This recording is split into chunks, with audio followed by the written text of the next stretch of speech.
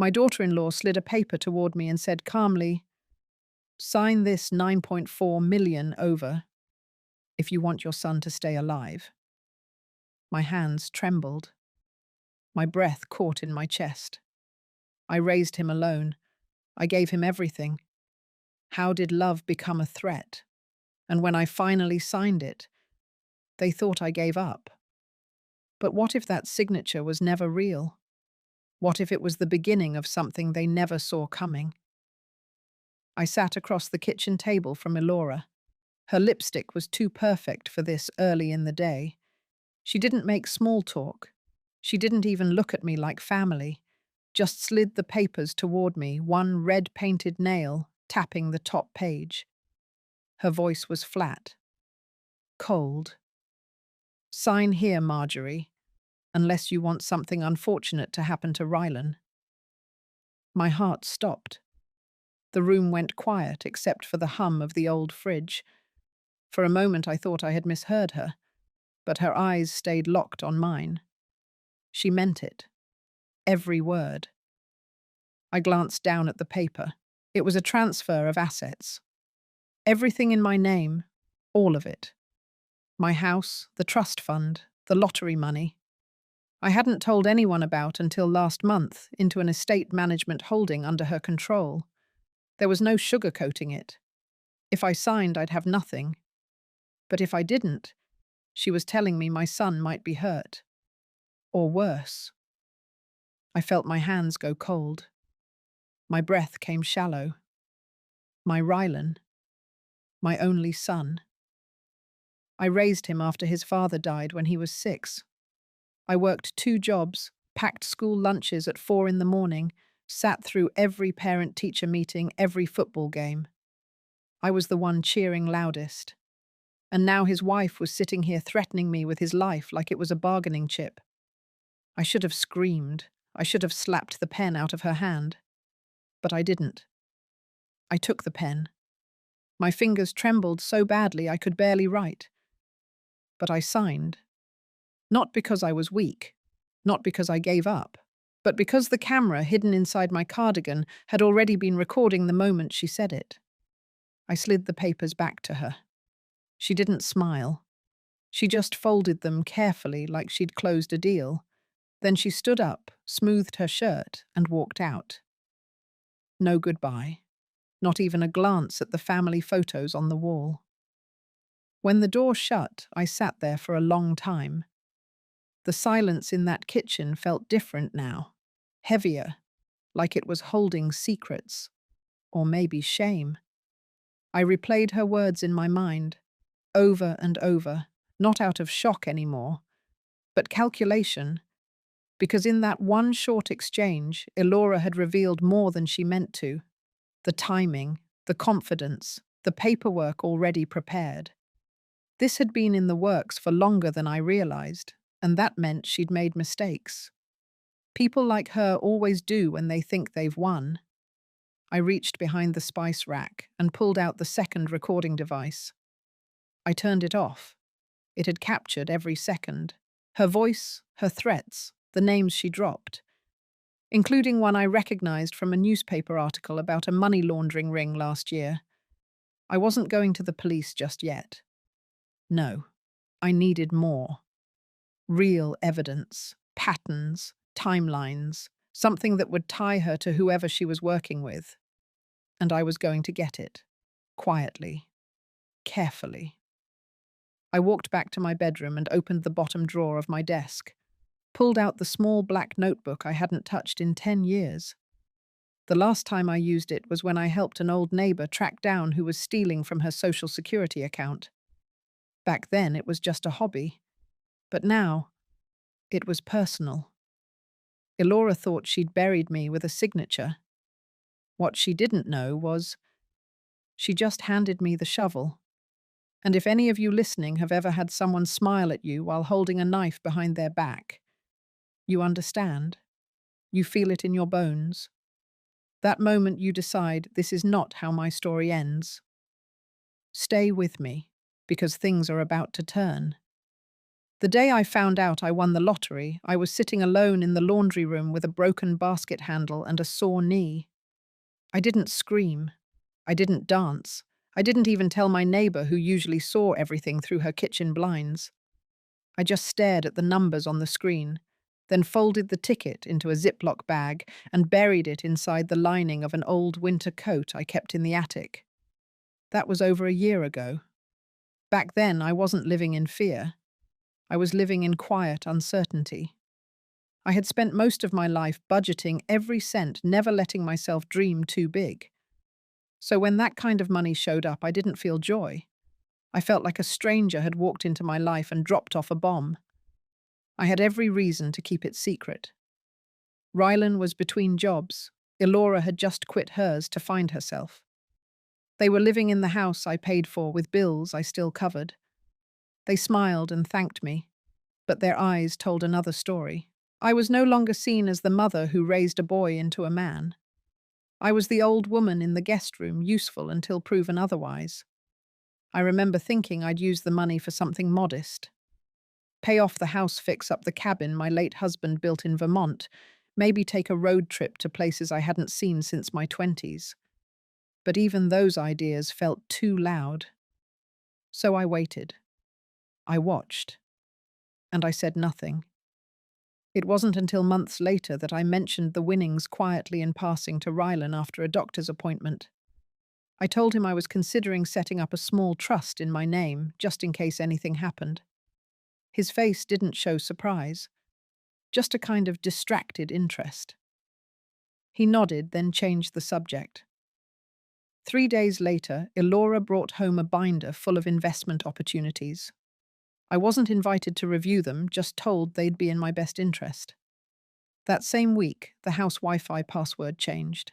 The kitchen grocery list moved from paper to a shared phone app that I couldn't access. The landline was disconnected for simplicity. I found myself locked out of accounts I had opened decades ago. When I asked Rylan about it, he brushed it off, said everything was streamlined now, said I was overthinking. But nothing about my life felt simple anymore. Elora started referring to herself as the house manager. She reorganized everything from my spice rack to the file cabinets. I couldn't find my medical folder one afternoon, and she said she'd filed it properly. I never saw it again. Then there were the visitors, men in tight suits who spoke in low voices and didn't look me in the eye. One of them left a metal briefcase on the dining room table and didn't come back for it until the next morning. Another parked outside for hours, engine running. I asked Elora who they were. She said they were consultants, and still I said nothing. I watched. I waited. I collected receipts. I wrote names and dates in a spiral notebook I kept hidden behind the dryer. I paid attention to who arrived and who lingered, to when the lights flickered in the basement, to how the garage door opened once at 3 a.m., even though no one admitted using it. I thought of telling someone, the bank, the police, my sister back in Oregon. But I hesitated, because somewhere in the cracks of my mind, I still wanted to believe that this wasn't what it looked like, that Rylan wasn't aware, that Elora was just ambitious, not cruel. Then one night I heard them through the wall. Their bedroom was above mine. Elora's voice was sharp, impatient. She said my name. Then she said the words, quiet, shut, but clear, about me not needing the money anymore, about how it was just sitting there, about how people like her didn't last much longer anyway. Rylan didn't stop her. He didn't defend me. I sat in the dark that night and made a decision. Whatever softness I'd held on to, whatever hope had to be put away, because I was no longer a guest in my own home. I was a target, and if I didn't act carefully, I wasn't going to lose my money. I was going to lose everything. The morning after I heard my name through the floorboards, I woke up before the sun. Not because I couldn't sleep, but because something in me had shifted. There was no more pretending, no more hoping Elora would change, no more convincing myself that Rylan didn't understand what was happening. I was living in a house where every drawer felt like a locked box and every smile hid an edge. If I didn't want to drown in it, I had to find the bottom. I started simple. I watched. Not in the way of a worried mother, but the way a person watches when she knows something is wrong and needs to find out how deep the rot goes. I sat at the kitchen table longer. I listened to Alora's calls when she took them on speaker. I made note of who she mentioned and how her tone shifted when she stepped into the hallway. One man's name came up often. Mason. Sometimes she laughed too hard after saying it. Other times she just said things like he handled the paperwork or he would take care of the mess. Then I began looking at the house differently. The renovations they insisted were for energy efficiency had added strange additions to the basement. A whole locked cabinet I wasn't allowed to open. Elora claimed it was for old business records. But I had lived in that house long enough to know it was new. Too new. On a Thursday afternoon when they were both out, I walked the perimeter of the house. The side gate was open, which was strange. Rylan always kept it locked. I went around and checked the basement window. It had a fresh hinge. It was subtle, painted over, but I noticed. There was also a tiny security camera tucked under the eave, pointed toward the back lawn. One I didn't install, one they never mentioned. I didn't touch anything, just walked back inside and poured myself tea like nothing was wrong. But inside, my mind was moving fast. That evening, I decided to test them.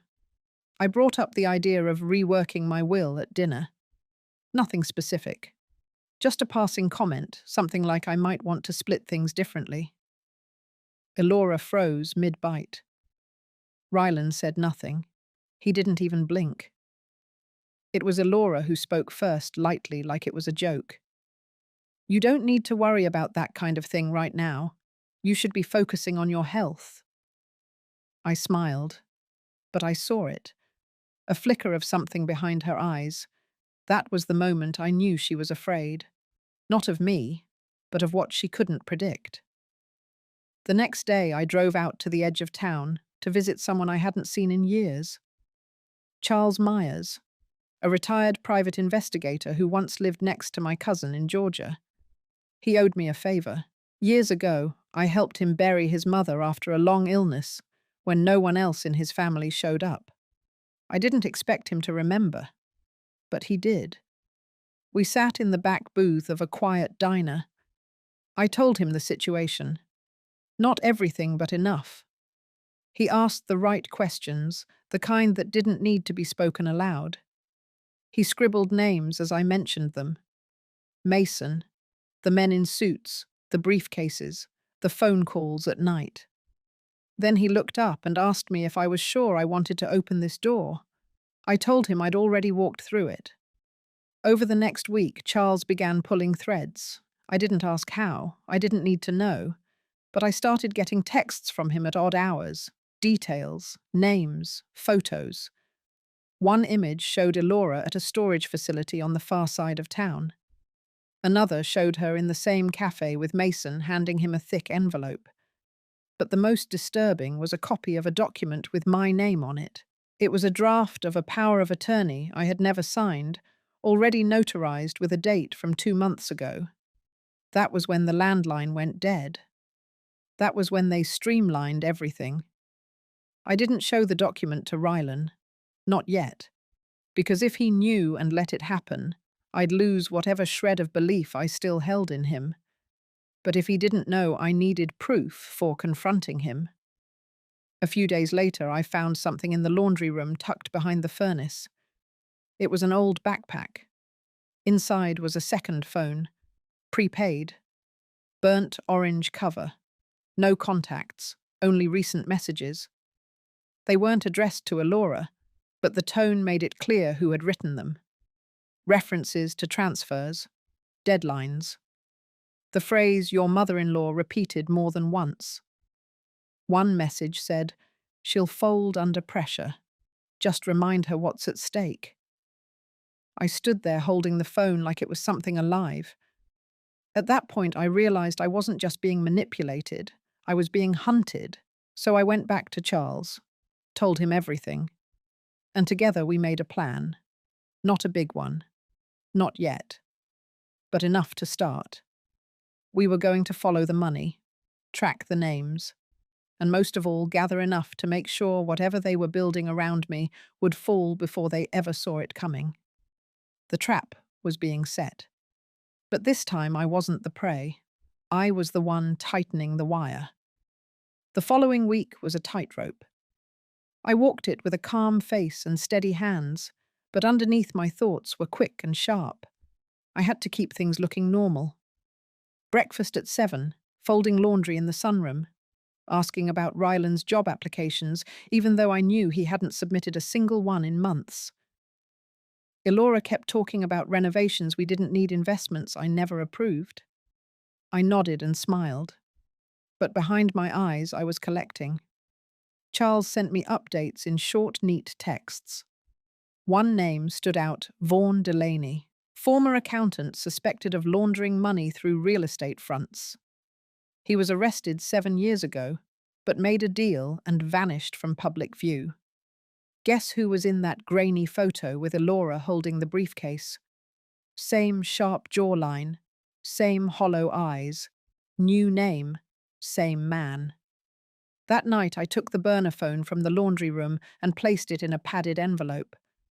I mailed it to Charles with no return address. It had served its purpose. The messages alone could spark suspicion, but we needed more. Something undeniable. I shifted my routine to spend more time in the living room. The windows there reflected just enough light for me to see into the hallway without being obvious. I watched Elora pace during phone calls. She always used her earbuds now, but her body said more than words. Her shoulders tensed when she mentioned clearance. Her hands gestured too wide when she said transfers. One evening I saw her delete a call log before she even left the room. The way her thumb hovered made me certain she wasn't just chatting with a friend. That same week, a letter arrived. Handwritten envelope. No return name, only a local P.O. box. I opened it in my room with scissors. Inside was a photocopy of a birth certificate. Not mine. Not Ryland's. It belonged to someone named Marie Langston, born the same year as Elora, same town. But the mother's name was different. The handwriting on the bottom had one line: not who she says she is. I called Charles, told him what I received. He was quiet for a moment, then told me it matched with something he had been piecing together. Elora didn't exist. Not officially until she was 23. Before that, she'd used another name. Different social. Different address history. And Vaughan. He had been her brother. Half-brother, technically. That explained the strange closeness. The glances. The trust that didn't need explaining. This wasn't just greed. It was a long game. Years in the making. That night, I went to the attic. Dug through my old tax folders.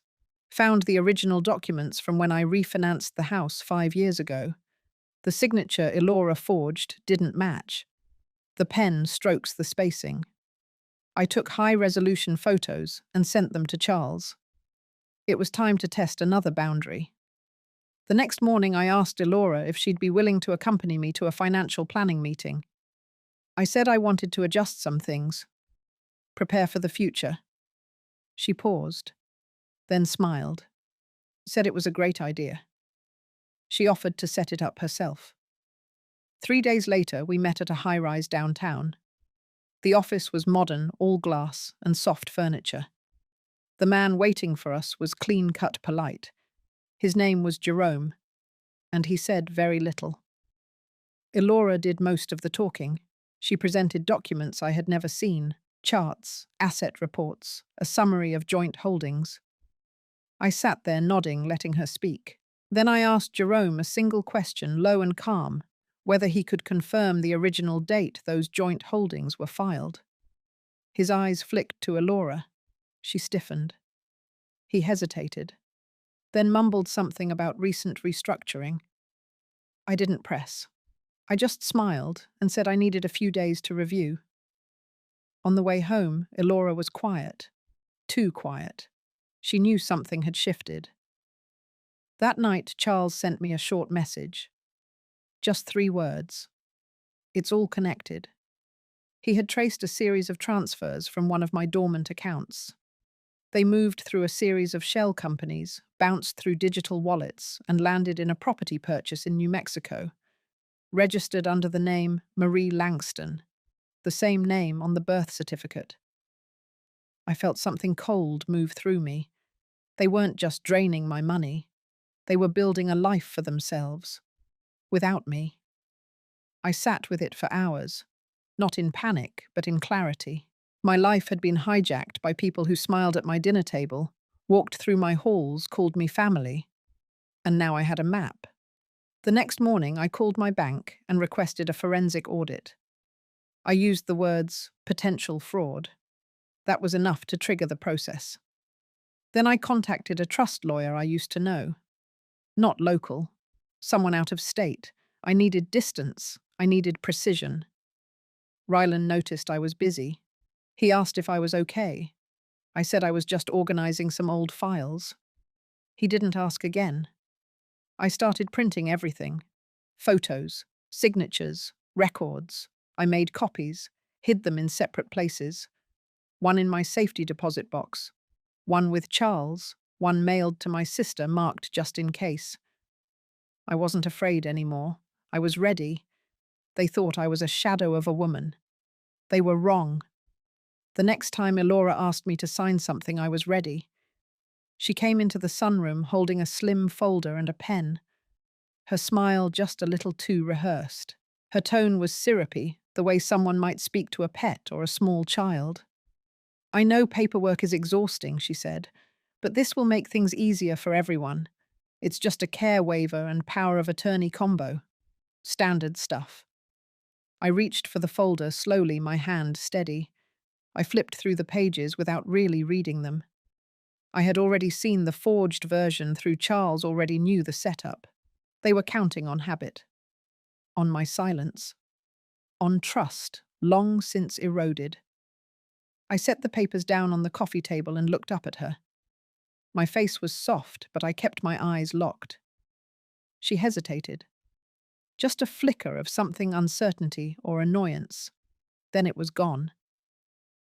I'll need time, I said simply, to review.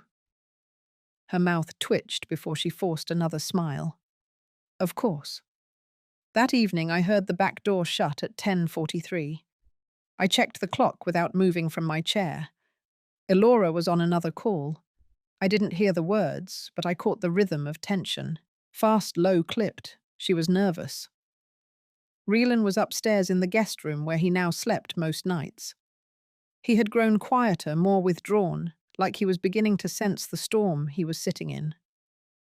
The next morning, I called the Financial Crimes Division of the local police department and requested to speak with someone in fraud.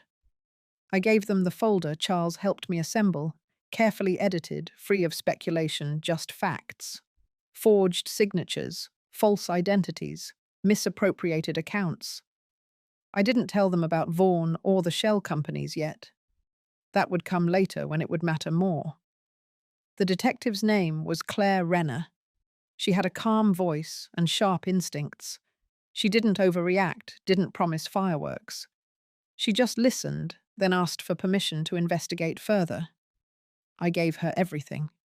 Passwords, emails, the backup drive Charles helped me prepare. When she hung up, she told me 2 things: to act normal and to expect silence until they had enough to move. That silence lasted 6 days. In those 6 days, Elora brought up the documents again. She framed it as a favor to Rylan, said it would help streamline my estate in case of emergency. I nodded. I told her I appreciated her concern. I baked banana bread and asked about her yoga class. I let her think I was slipping back into softness. What she didn't know was that Charles had uncovered a recent deposit of $30,000 into one of the shell accounts, money pulled from my pension account, masked through a third-party platform and disguised as a care transfer. Elora had timed it to land just before the new month, so it wouldn't be flagged during routine reports. Charles traced it within hours. I printed the transfer form and mailed it to Detective Renner directly with a sticky note matched the signature. 2 days later, I got a message from her. A simple line. It's moving forward. That afternoon, I watched Elora pacing in the kitchen, her phone clutched tightly in one hand, the other tugging at her sleeve. She didn't see me watching. Rylan came down the stairs, rubbing his eyes, and she pulled him into the hallway. Their voices were low but tense. I only caught the tail end.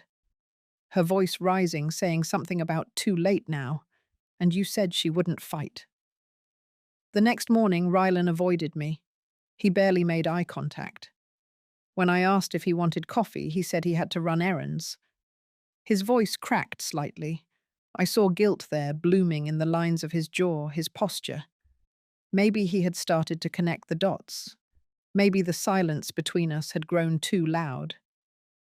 That night it happened. The knock came just past 8. Not loud, just firm. I opened the door to find 2 officers and Detective Renner standing behind them. She nodded at me with that same calm expression. "We'd like to speak with your daughter-in-law," she said. Elora walked into the foyer seconds later, barefoot, holding a glass of water. When she saw the uniforms, she froze. They read her the charges without raising their voices. Financial fraud, identity manipulation, conspiracy. She didn't speak, just stood there as if she had been unplugged from the world around her. Rylan came down the stairs, eyes wide, mouth open but silent. His knees buckled slightly when they placed the cuffs on her wrists. I watched him, not her. As they led Elora out the door, she turned once to look at me. There was no apology in her eyes, only disbelief, as if she had never considered I might win. I closed the door behind them. The hallway fell into a silence I hadn't heard in years. Rylan stood still for a moment, then sat on the 3rd stair step and buried his face in his hands. I didn't move to comfort him. I couldn't. My legs were steady, but my chest was heavy. The grief wasn't for Elora. It was for the boy I raised. The one who had drifted so far, I barely recognized the man left behind. I walked past him and poured myself a glass of water. I sat at the kitchen table as the sirens faded into the distance. Then, for the first time in weeks, I exhaled fully. It wasn't over. But the worst part, the pretending, was. For 2 days, Rylan didn't say a word to me. He moved around the house like a shadow, quiet and distant. The television stayed off. The radio in the kitchen was silent. Even the dog next door didn't bark like usual. It was as if the entire neighborhood had absorbed the tension inside my home. I kept my routines, made my coffee at 6, watered the herbs by the window, read the local paper cover to cover. I wasn't avoiding him. I just knew he needed to sit with the weight of it all. Some things couldn't be rushed. On the 3rd morning, I found him in the backyard, sitting at the edge of the porch in an old hoodie, eyes red and swollen. His hands hung between his knees. He didn't look up when I stepped out. I sat beside him. The wood beneath us was still damp from dew. We said nothing for a long while. Birds fluttered in the branches above us. Somewhere down the block, a lawnmower started. I didn't know he finally said, voice thin, not all of it. I let the silence linger. I could have asked what he did know. I could have reminded him of the warning signs. But I didn't. I simply nodded. He pulled something from his pocket. A bracelet. My bracelet. The silver one with the etched tulips that I thought I'd lost months ago. He turned it over in his fingers like it was a fragile thing. "She took it," he whispered. "Said you probably forgot where you put it." I reached over and closed his hand around it. I didn't need it back. What I needed was happening right there in that quiet porch moment. Shame. Awareness. A flicker of something soft returning. Later that day, we sat at the dining table while I went over my estate papers. I told him calmly that everything had been reviewed by the authorities, that my assets were safe, that no one else would be managing them but me. He nodded, eyes on the papers. I'm not asking for anything, he said. I just want to help. His words hung there unsure. He meant it. I believed he did. But trust was no longer something I handed out freely. It would have to be rebuilt piece by piece over time. That afternoon, I received a call from Detective Renner.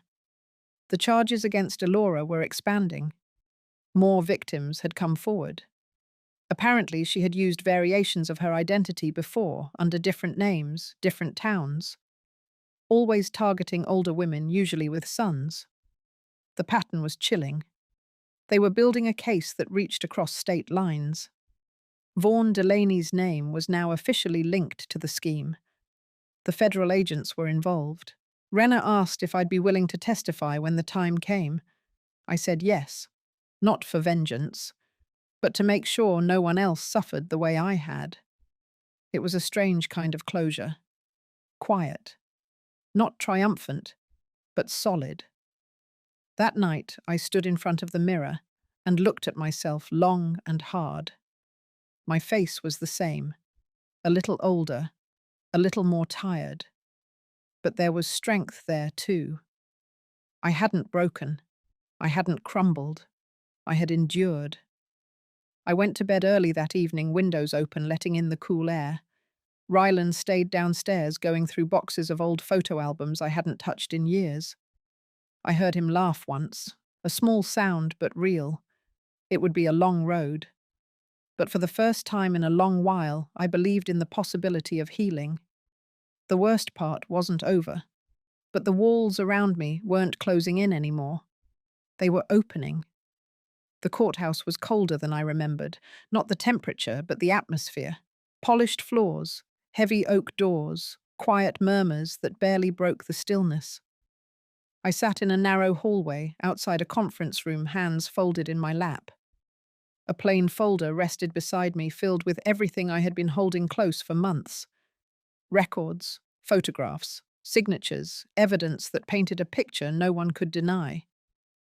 Ryland sat 2 chairs down. He hadn't said much on the drive in, but I could tell he was nervous.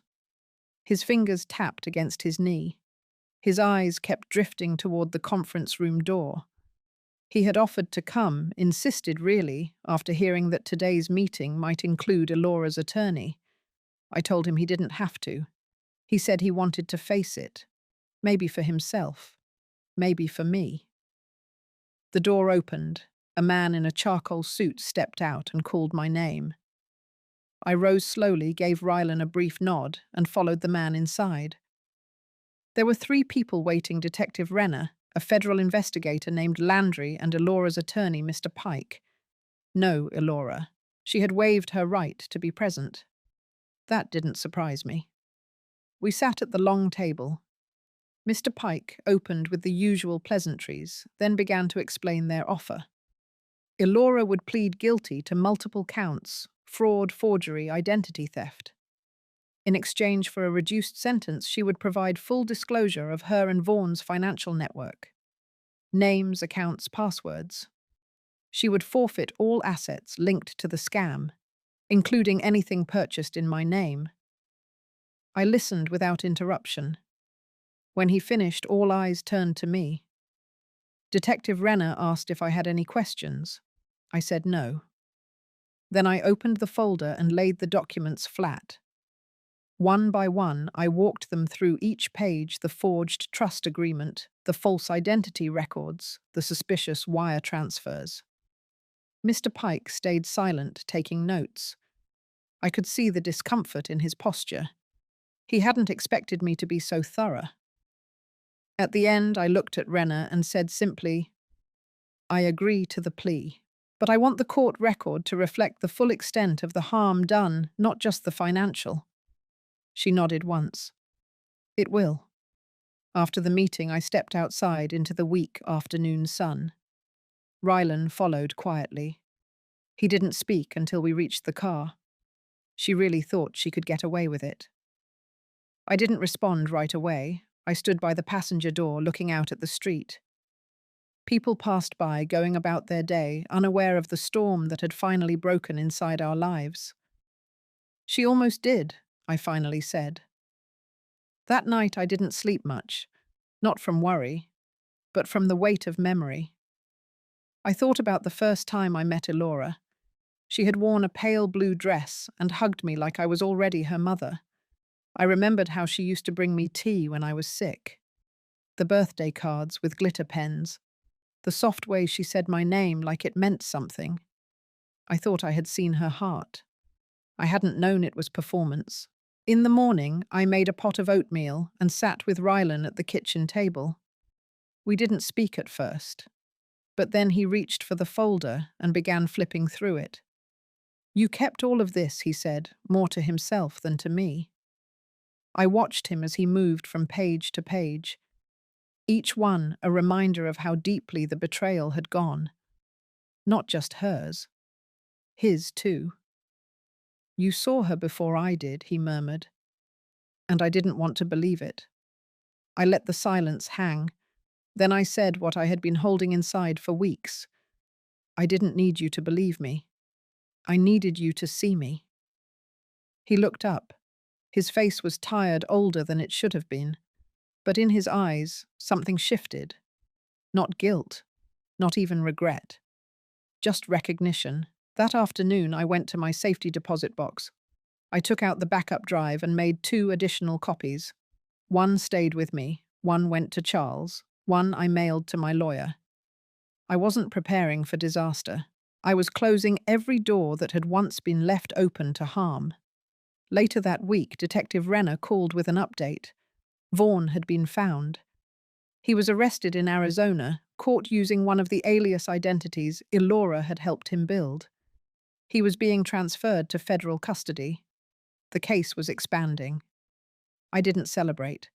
There was no joy in seeing people fall, just relief. Quiet, clean relief. That Sunday, I walked to the old church at the edge of town. I hadn't been inside in years. But the doors were open, and the sunlight coming through the stained glass fell like warm water on the wooden pews. I sat in the back and listened to the organ swell. No prayers, no requests, just presence. And when I walked out again, I felt lighter. The worst parts were behind me. The healing had begun. The following week brought a stillness that felt foreign. No phone calls from lawyers, no detectives requesting follow-up interviews, no knocks at the door from nervous neighbors who had heard whispers about the case. The world, for the first time in months, stopped demanding something from me. I thought that peace would be immediate, that it would feel like cool water after a fire. But it wasn't. Peace, it turned out, had to be learned again. I spent mornings walking the trail behind the library, the one Rylan used to bike as a boy. I'd forgotten how the leaves along the path caught the sunlight just so filtering gold across the gravel. I passed the same woman every day. A red scarf, headphones, quiet nod. Neither of us said anything. We didn't have to. There was comfort in the repetition. In the afternoons, I returned to my bookkeeping, not out of necessity, but out of discipline. Organizing files, labeling folders, updating passwords, rebuilding order in the parts of my life Elora had tried to slip into. Each keystroke was a quiet reclaiming. Rylan stayed close by. He cooked dinners, now simple meals, nothing fancy. He sat at the table every night without needing to be asked. Some evenings we barely spoke. Others he would bring up stories from childhood. One night he asked if I remembered when he broke his arm at the county fair. I had. I remembered it all. How he had cried in the back seat, how I had held his hand tighter than I meant to. There was a humility in him I hadn't seen in years. Not guilt. That would have been easier to dismiss. This was softer, a slow understanding of what had been broken and who had helped mend it. One evening, just after sunset, Rylan came into the living room holding a brown envelope. His expression was unreadable. "I want you to have this," he said. Inside were a few old photos, me and him, a birthday cake, a trip to the lake, and then something else. A letter written in his handwriting. Not new, folded creased, the ink slightly faded. I looked up confused. "I wrote it last year," he said, "but I never mailed it. I was angry. I blamed you for things I didn't understand." I held the letter but didn't open it. He didn't push. "I don't expect you to read it," he said. I just thought, it belonged with you now. Later that night, after he went upstairs, I opened the letter alone. It was short. A page and a half. Angry in parts, but honest. He had felt abandoned after his father died. He had believed I focused more on work than on him. He had always wondered why I didn't remarry, why I didn't let anyone close. There was pain in the words, but also traces of love he hadn't known how to express. I didn't cry. Instead, I folded the letter back into the envelope and placed it in my desk drawer. Not to forget, but to remember the cost of silence between loved ones. How far it can stretch if no one speaks. The next morning I visited Charles at his office. I brought him his favourite tea bergamot with lemon and a folder with updates on my estate. He scanned the papers quickly, then smiled. "You've always been better at this than most of my clients." "Fear is a good motivator," I replied. He paused, thoughtful. "I don't think it's fear anymore. I think it's clarity." Before I left, he handed me a brochure. A small non-profit in town was starting a mentorship program for older women navigating late-in-life transitions, widowhood, retirement, financial independence. They needed volunteers, not to give speeches or run workshops, just to sit with someone and listen. Maybe offer a few words, or none at all. I took the brochure with me. That night I looked at it under the kitchen light while Rylan chopped carrots. The image on the cover showed two women sitting on a porch swing. One older, one younger, both smiling but not at the camera, just at each other. The next day I called the number listed on the back and signed up. Healing, I realized, wasn't just about what you closed. It was about what you opened. And somewhere between the courtroom and the kitchen table, I had opened a door I hadn't known was shut. The morning of the dinner, I stood in my closet longer than usual. My hand rested on a navy blouse, soft with age, familiar. But then I reached for something else. A deep burgundy dress I hadn't worn since Charles's retirement party 5 years ago. I ironed it slowly, pressing out the creases that time had folded into it. It wasn't vanity. It was intention. That night, as Rylan helped plate the roasted chicken and garlic potatoes, I laid the table with linen napkins and polished forks. There were no candles, no centerpieces, just the steady glow of the kitchen lights and the soft hum of music from the radio. I wanted it simple. I wanted it clear. Charles arrived first, then Dana, my accountant, who had been with me through everything. Finally, 2 women from the mentorship program I had quietly joined the week before. Not everyone at the table knew the full story, but they didn't need to. What mattered was the energy in the room. It was warm, present.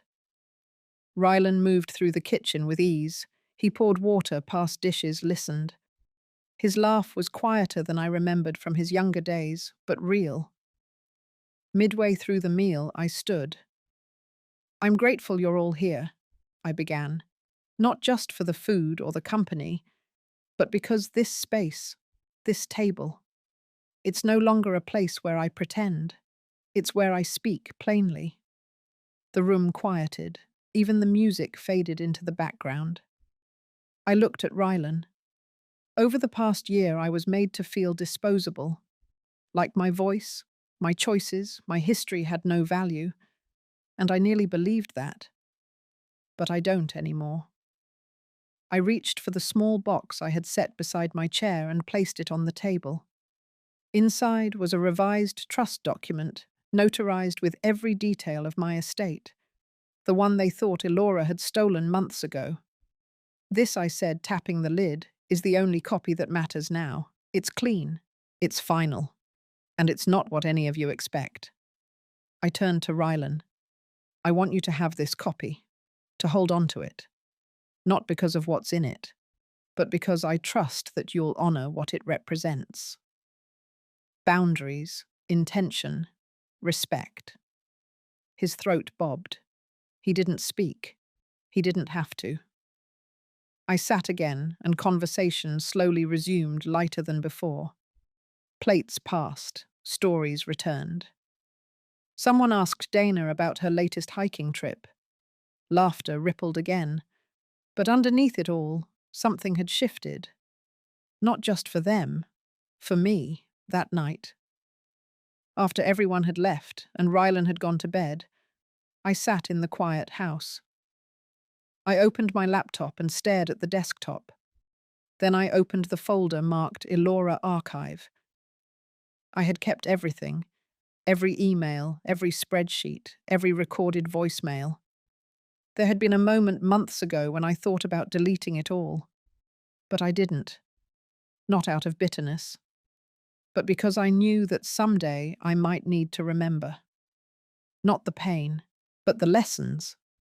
I clicked one file. An old voice message. Elora's voice soft, almost sweet. "We're just trying to help you get organized," she had said. "This is for your own good." I closed the file. Then I deleted it. And then slowly I deleted the rest. One by one. Not because I forgot, but because I was finally done carrying it. The next morning I met Rylan on the back porch with 2 mugs of coffee. We sat in silence for a while, watching the sun lift above the rooftops. "I didn't expect any of what you said last night," he said eventually. "I know, but I'm glad you said it." I nodded, taking a slow sip. The bitterness had cooled just right. Later that day, I took a walk to the corner shop. The owner, a woman named Beatrice, waved when I entered. We hadn't spoken much beyond polite greetings, but today she came around the counter. "I heard about what happened," she said, gently. "You're stronger than most would be." I didn't respond right away. Instead, I smiled. Some things break you just enough to rebuild right. She nodded and returned to her post. I picked up a loaf of bread, some tea, and a small bouquet of tulips. Back home, I placed the flowers in a vase by the kitchen window. The sun hit them just so, lighting their petals like stained glass. I stood there for a long time, watching their quiet color bloom into the room. I had been threatened, betrayed, undermined, but I hadn't been erased. And as I stood in that kitchen, arms folded, tulips catching the morning light, I felt something I hadn't in a long time. Power. Quiet. Steady. Mine. The morning after the dinner, I woke to a strange stillness in the house. Not silence exactly, but an absence of tension. No heaviness in the air. No sense that someone might be listening behind a door. Just calm. I moved slowly through the kitchen, poured a cup of coffee, and let myself breathe. Rylan had already gone out for a jog. His shoes were missing from the front mat, and the door creaked slightly from having been closed too quickly. I smiled at the thought of him waking before me. That hadn't happened in years. I sat by the kitchen window, the same one where the tulips still stood slightly more open, now their petals stretching into the light. There was something about them I couldn't stop watching, as if they too had been holding their breath for a long time. Around noon, I drove to Charles's office. We had scheduled one final meeting not for legal paperwork, but for something else. Closure. The kind that can't be written into a contract or sealed in a folder. He was waiting in the conference room, a mug of black coffee already steaming at his elbow. "I brought this for you," I said, handing him a small envelope. He opened it and took out a handwritten note. It was short. Just a few lines, thanking him for his loyalty, for never doubting my instincts, for standing with me when I felt invisible. He read it in silence, then folded it carefully and placed it in his inside jacket pocket. "Most people don't say thank you like that," he said. I shrugged. Most people haven't walked through fire. We didn't talk about Elora or the court case. We didn't need to. That chapter had been sealed. She had accepted the full terms of the plea deal and begun her sentence the week before. Vaughan, too. Their names had started to fade from the newspapers. Soon they would be little more than footnotes to other people's stories. But not to mine. Before I left, Charles slid a single sheet of paper across the table. It was a list. Organizations, scholarships, grants, causes I had mentioned in passing during our conversations over the past year.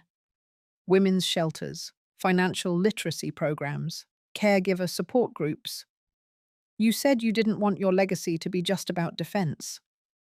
Maybe it's time to build something from offense," he said. The word caught me. Offense, not as retaliation, but as direction. That night, I sat with Rylan in the living room. The television played softly in the background, but we weren't watching. He held a sketch pad on his knees, something he had picked back up recently. He didn't show me what he was drawing, and I didn't ask.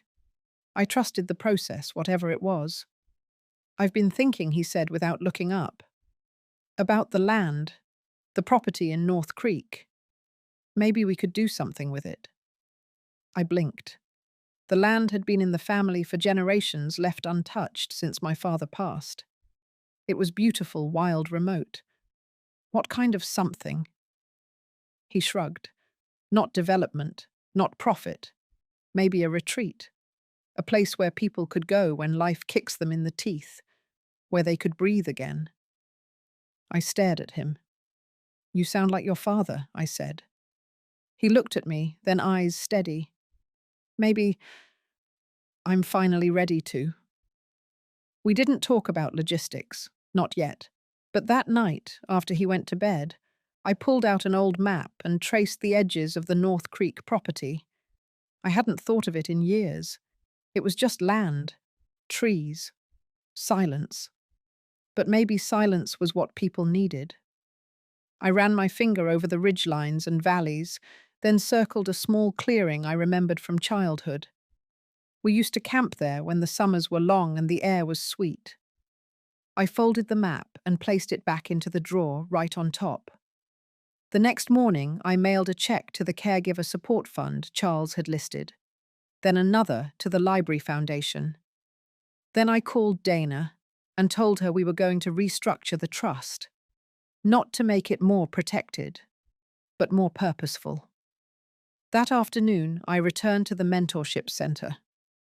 It was my third time there, and the woman I had been paired with, Jolene, was waiting with her tea already half finished.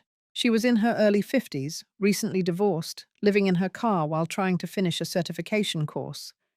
She didn't want advice. She wanted quiet. So we sat that way. Before I left, she said, "You make it feel like time isn't chasing me." I didn't know what to say to that, so I just nodded and placed my hand gently on her shoulder. That evening, I stood in the backyard and watched the light change. The shadows stretched longer now. Autumn was close. The air was cooler. The sky richer. In the stillness, I thought about how far I had come. From being seen as disposable. From signing away my care without anyone looking twice. From being laughed at for my trust. And now here I was. Not erased, not bitter, but rebuilt. By my own hands, by my own terms. The leaves had started to turn when I got the invitation. It came in a cream-colored envelope, thick paper, hand-addressed. At first I thought it was from someone at the mentorship center, but when I flipped it over, my breath caught. It was from Vaughan Delaney's mother. I hadn't thought about that woman in months. I barely remembered her face from the courthouse. But inside the envelope was a note. Short. Not quite an apology. Not quite a request. She wanted to meet. For a long while I stared at it, unsure if I should even respond. I didn't owe her anything. She hadn't wronged me directly, but her silence back then had been loud. Still, something in me needed to go. So I did. We met at a public park under a gazebo that overlooked a pond with ducks circling quietly. She arrived with a worn purse and a bag of cracked corn for the birds. Her hands were older than I remembered, her eyes even more so. We sat without speaking for nearly 5 minutes. She tossed the corn one small handful at a time. Her movements were mechanical, rehearsed. Then she said, "I never knew what my son was capable of." I didn't answer. I wasn't there to soothe her guilt. She went on. "When the news broke, I stayed inside for weeks. Couldn't face the neighbors, couldn't face myself. But I thought about you, what it must have felt like." Again, I said nothing. Let her carry the weight. "I just wanted you to know," she whispered. "He was a sweet boy once." And for a moment I believed her. But sweetness isn't enough, not when it turns into coercion, or silence, or complicity. She offered no excuses, just silence, and grief, and cracked corn. When she left, she pressed a small note into my hand. I didn't open it until much later. All it said was, "I'm sorry." Back home, I tucked the note away, not out of sentiment, but because I wanted to remember that even the ones closest to darkness sometimes feel the cold. A few days later, I visited the lawyer again. Not Charles this time, but a young woman named Felice, who had just opened her own firm. She specialized in elder protection law. We sat down and reviewed every detail of my legal standing, not because I doubted anything, but because I wanted clarity. Power without understanding was just another version of vulnerability. Felice was sharp, thoughtful. She didn't speak over me or make assumptions. She let me set the pace. When we finished, she said, "You've done everything right." I nodded. But it wasn't about right or wrong. It was about reclaiming the space I had once surrendered. That evening, I received a message from Jolene. Just 3 words I passed. Finally. I didn't cry, but I smiled so wide it ached. That moment didn't erase anything. It didn't fix the past. But it reminded me that progress doesn't always look like fireworks. Sometimes it's just a text from someone who once felt invisible. Later that week, I packed a small overnight bag and drove north to the land in North Creek. The retreat idea was still just sketches and whispers, but I needed to walk the ground again, to see if it still spoke to me. The trees had grown thick. The path was narrow, but still passable. I followed it to the clearing where we used to camp. The air was crisp, filled with the scent of pine and dry leaves. A hawk soared overhead, circling, then vanished into the treetops. I sat on a flat rock, let the silence fold around me. In that moment, I didn't feel like a victim, or a cautionary tale. I felt like a woman who had survived herself, and that more than anything felt like peace, full, deepened. The air smelled of wood smoke and damp leaves, and the colors along the North Creek Trail turned rich with amber and rust. I returned from my short retreat with dirt on my boots and a calm I hadn't felt in years. Not since before Elora, before the waiver, before everything shifted. Reelan greeted me at the front door. He had cleaned the porch while I was gone. swept away the pine needles, replaced the light bulb that flickered last week, even hung a small wooden wind chime by the kitchen window. It didn't make much sound, just a soft click when the breeze caught it. He hugged me longer than usual. He didn't say anything about where I'd been, just nodded and carried my bag inside. I spent that afternoon baking, nothing fancy, just cornbread and cinnamon tea. The house smelled like the one I used to keep when he was little. I didn't realize how much I missed that until I saw the way he looked up when he took a bite. That evening we sat by the fire. I told him about the land, the way the light fell across the clearing, the way I imagined small cabins and quiet spaces for women who had nowhere else to exhale. He listened without interruption. Then he said, "I want to help you build it." Not out of guilt, not because of what he'd failed to see before, but because something in him had grown. Not fast, not loud, but steady. The next morning I called Dana. We finalized the trust restructuring. The foundation would have its own name, its own board. Reelan wouldn't be a beneficiary anymore, not in the old sense, but he'd have a voice. One shaped not by inheritance, but by understanding. That night I went through the last drawer of my desk. Tucked in the back was the waiver I once signed. The document Elora mocked, the one that nearly erased me. I burned it in the fireplace, watched the paper curl and turn to ash. It didn't matter that it had no legal weight anymore. It mattered that I had signed it in fear, and that now I wasn't afraid. As I stood there, Rylan placed his hand on my shoulder. "I never told you this," he said, "but I read your journal, the one you kept in the hospital." I turned slowly, unsure how to respond. He looked down. I just wanted to know what I missed, what I let happen. I didn't scold him. I didn't ask for explanations. Instead, I said, "Then you know I never stopped loving you, even when I stopped trusting you." He nodded, eyes wet. In that silence, we found something softer than forgiveness, something quieter, like respect being rebuilt brick by brick. Weeks passed. I stood in front of the retreat land again, this time with surveyors and a small team of volunteers. Some were women I'd met through the center, some were just curious neighbors. All of them had something to offer: time, labor, ideas. I watched the space come alive, not with noise, but with presence.